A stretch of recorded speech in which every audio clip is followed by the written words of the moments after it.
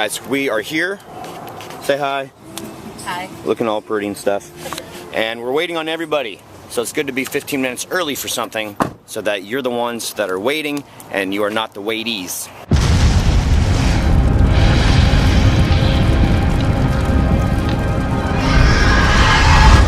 Alright, so since we're sitting here waiting for these guys and people come out here and they apparently just dump their crap, I'm really looking at this chair, guys. I love the legs on it.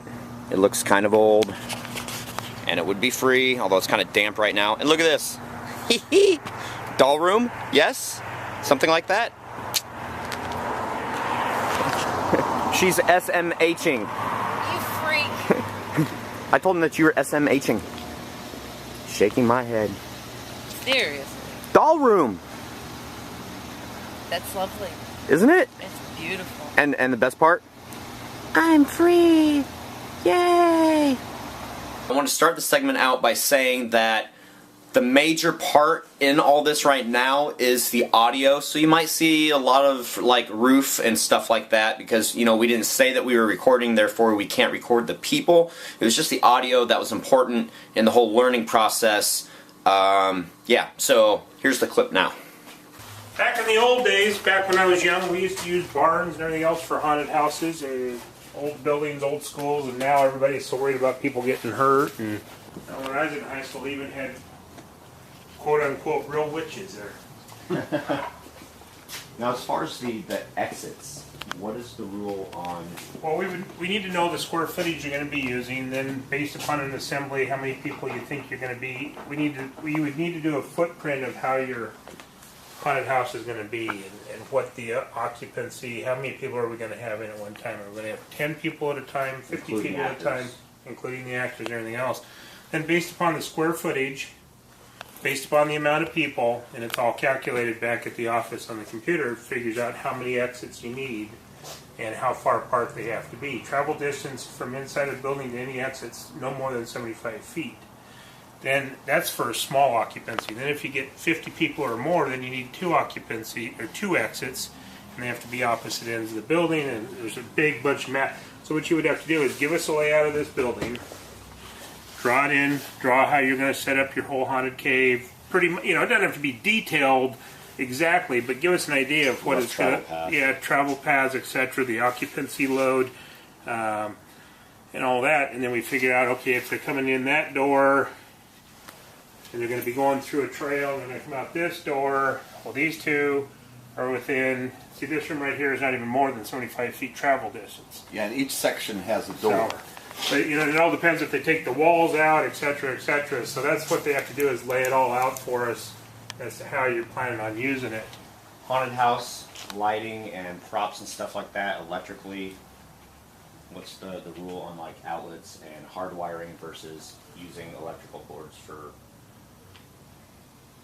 Well, we're going to be probably wanting to see mostly hardwired. Okay. It depends on what the temporary use is, you know. It's just, this is going to be one of those kind of weird things. Fact is, normally occupancy, we don't allow extension cords.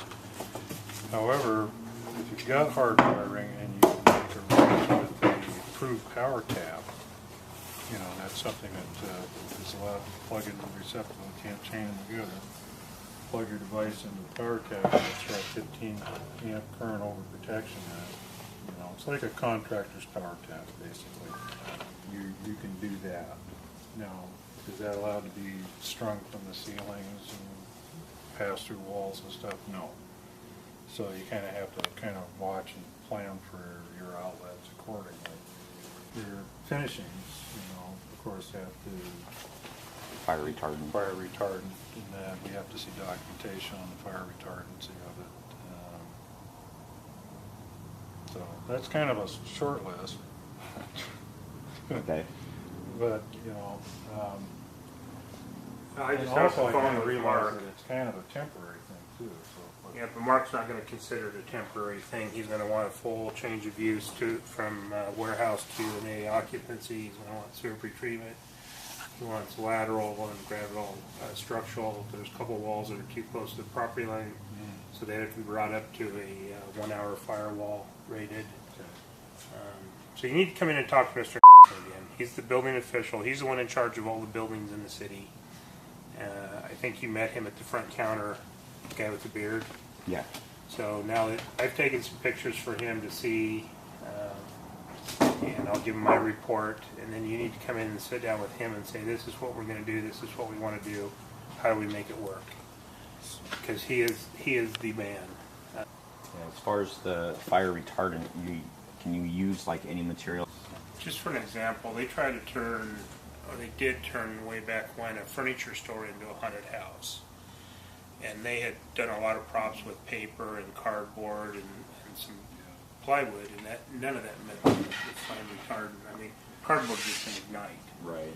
And so they had to go back and change a whole lot of things. And so that's what he's talking about, is how you're designing the hallways and the travel ways and the props. All your props have to be, you know, back, like I said, back when I was in high school, we used bales of hay in an old barn, you know, and we all crawled through it and we all did our thing. But over the last 30 years, people have been getting killed and injured, and like you said, the one actor almost hung himself, and it's just a liability issue now. And so all the municipalities, the counties, the cities, the states have just had to, change the rules from way back when. Right. And that's the minor stuff towards the end. We'll do, if we can get this to work for you, and, it's feasible for you, you're the one that has to make the determination, one, what the building official is going to require, is it feasible financially and everything else to make it work for you. Right. And that's totally up to you and the landlord and the tenant and whoever's doing the work, etc. And then once you make that determination, the little stuff, fire extinguishers and that minor stuff will work out at the end with you. Okay. So, but it's going to be a long haul for you to get this, up and going. You need to bring in try to get a hold of Mr. or maybe the realtor has it, a plot showing the lot and the buildings and their sizes and everything. So we know how many square feet. We know this is about 4,000 square feet. Then we need to look at the parking lot. We need to look at how you're going to plan it. You'd have to show us, you're going to chain link off the house, where your parking is going to be, because you can't have them parking on the streets. So that's another issue. Are you going to shuttle them in from like over at the mall? Because if you're expecting 100, 200 people at a time, I don't know I don't know how this whole program works for you. Right. Okay, I'm a building inspector. So you have to have some means of having them park somewhere, because I can tell you that you're not going to have enough just in the parking lot here. Right. Because this is a warehouse. This was designed as an office, commercial warehouse. The house was the commercial office, and this was the warehouse for a contractor. That's what it was used for years. What you're doing now is you're taking an apple crate and you're turning it into something completely different. An egg carton. An egg carton. So now you're changing that use, and when you change that use, unfortunately, it's not the City of Lakewood, it's not the Lakewood Fire Department, it's the International Building Code says. When you change something from what it was designed for to something completely different, everything has to be brought to code. I got a question for you. Why this space? Originally, it was the house that drew me here, because The looks of the house. yeah, just looking at the Well, it's all facade of the scary. house. Yeah, It's scary. Exactly. The old G.I. Joe's building, that's been gone through twice, and they've used that for special events all the time now. It meets all the new codes. The bathrooms are all up to date. You've got the parking. You've got all that. So that's why he was asking that. Okay. The old Just a QFC thought, building is an since old empty building that has plenty of parking. The bathrooms are up to code. So. Retrospect. There's a lot of stuff that needs to happen. But, like I said, and I'll say this now, I didn't say it before, the plans on getting that property it's not going to happen. Too much needs to happen. Too much money, too much time to get that place to where it needs to be. My major goal today was to learn, a learning experience, to learn, I learned a lot today about ADA codes, and because it's a public event, you cannot discriminate on anybody entering.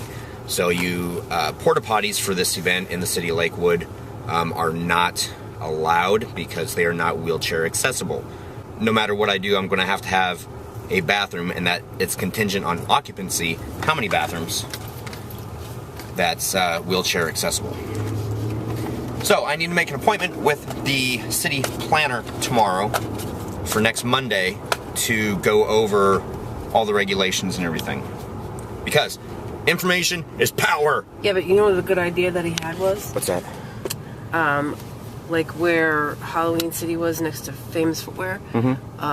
They rented out that place, and it's already up to code, and so is the two stores that were across the center in the shopping mall. Right. Those places are already up to code and wheelchair accessible and everything else like that. Right. And sprinklered. Sprinklers, everything. I had to take time to vlog this, and I'm just going to put this down here.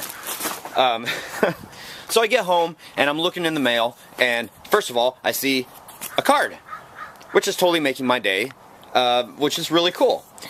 Strolling up to the door, and then I happen to look down, and there's like this thing here, and this is like a Christmas gift for somebody, and then it's like, I see out of the side, it's like, wait, there's a box there. I'm like, what the heck? That is a huge freaking box. It's to me! Here it is, guys. I said I was going to open it earlier. I wanted to wait until I had somebody else here. Not just to film, but to enjoy! You broke it! I didn't Broke my light! see what I can do. I missed part of that. Damn it. Alright guys, this right here is from Yard Haunter 5, Steve's Haunted Yard, Steve from Texas, and probably a few other names that I don't know. Freaking awesome. This is one of Steve's not homemade, but one of the cards that he had printed up that he vlogged about a little while ago. Scary holidays. I mean, happy holidays. This is Steve. This is freaking awesome. That's him? Look at his blue eyes. I know those blue eyes. Yeah. See, Steve, she knows your blue eyes. I actually, the other day was the first time I ever saw his blue eyes. Right on. Greetings of the season and best wishes for the new year, Reeves family. Get your haunt on, Steve. Really awesome. Thank you, Steve. Awesome.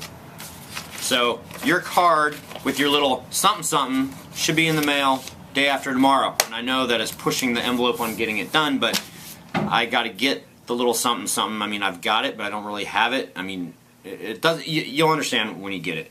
And oh, man, all the all the cards that are gonna hold the little something. Here they are. There's 18 of them. Bam. There you go. That's the taste of what you guys get. That's it for right now. But now, big package. Yeah, I said big package. Alright guys, so here it is. Halloween Hellmouth. I love that. And there's a card inside.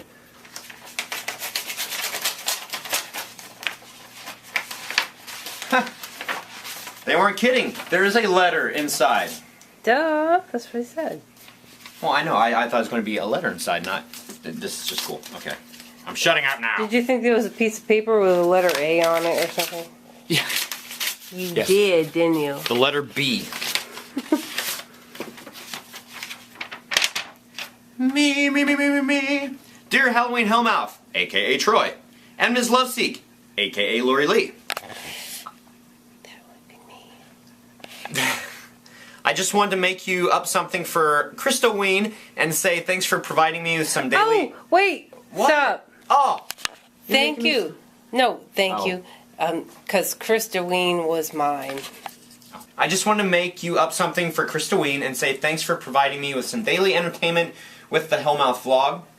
I really enjoy tuning in each day to see what crazy stuff you might be up to. So I hope you can use this maybe in your pro haunt this upcoming season or maybe as a backdrop to the daily cock.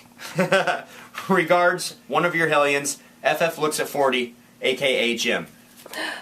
Thank you so much. Alright. And this will make it onto the Hellion subscriber wall. Also, thank you for asking me about school. That was cool. Because it's cool to stay in school. Freaking awesome! Wow. I can feel.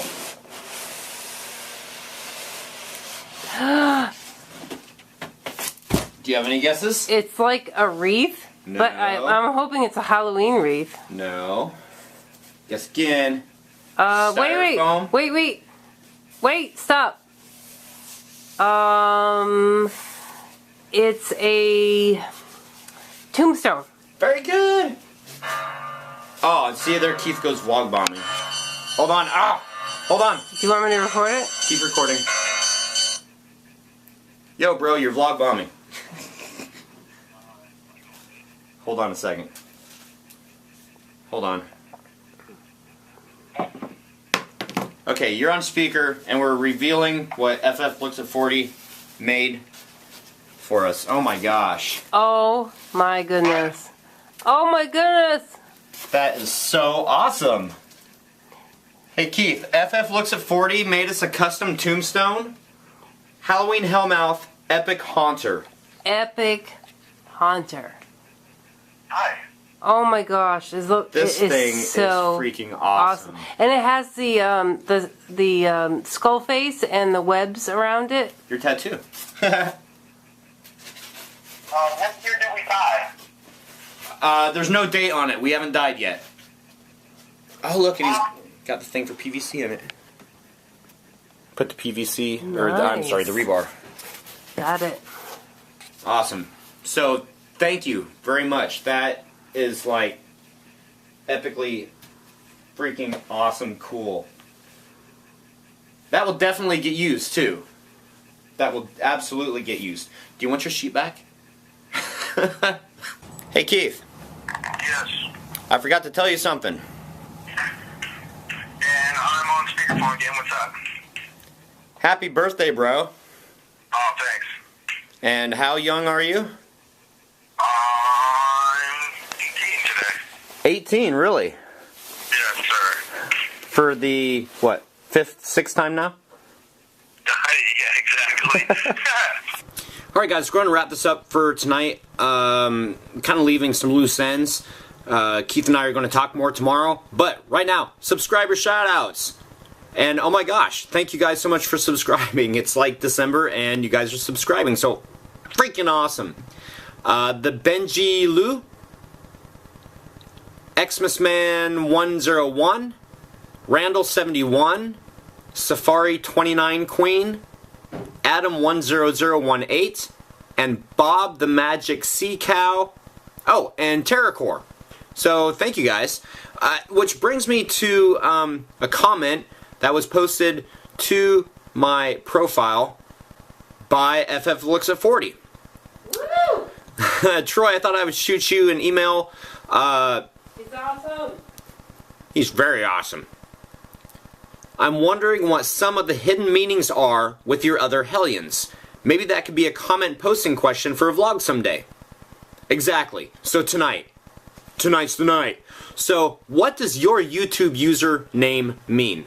I would love to know. Post it down in the comments.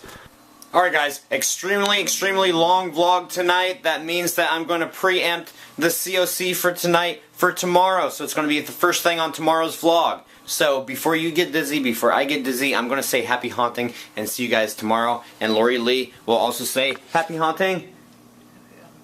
What? Happy haunting. Grr. Arg. Grr.